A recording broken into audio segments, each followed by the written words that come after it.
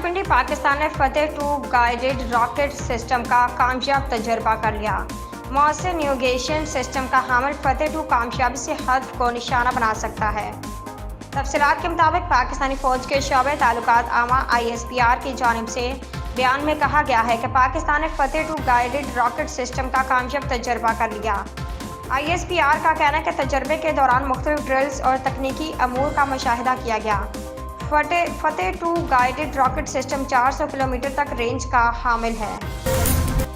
Islamabad high court ने 190 million pound reference का महफूज फैसला सुना दिया है और बानी PTI की जमानत मंजूर करते हुए उन्हें रहा करने का हुक्म दिया है। इस्लामाबाद हाई कोर्ट ने 190 मिलियन पाउंड रेफरेंस का महफूज फैसला सुनाते हुए बानी PTI की जमानत मंजूर कर ली और उन्हें रहा करने का हुक्म दिया है। मुल्तान जमीयत उलमा इस्लाम फे के सरबराह मौलाना फजल रहमान ने मौजूदा हुकूमत के मुस्तफ़ा होने और इंतखाबात असर नो करवाने का मुतालबा करते हुए कहा है कि एस्टेब्लिशमेंट इलेक्शन से दूर रहे। मौलाना फजल रहमान ने प्रेस कॉन्फ्रेंस में कहा कि हुकूमत मुस्तफ़ा हो और मुल्क में इलेक्शन असर नो होने चाहिए, क्योंकि पिछले 6 से 7 माह से घाटे के सौदे किए जा रहे हैं।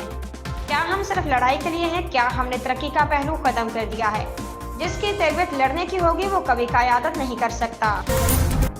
महंगाई से परेशान आवाम के लिए अच्छी खबर है कि वज़ीर-ए-आज़म ने पेट्रोलियम मसनूआत की कीमतों में कमी की मंजूरी दे दी।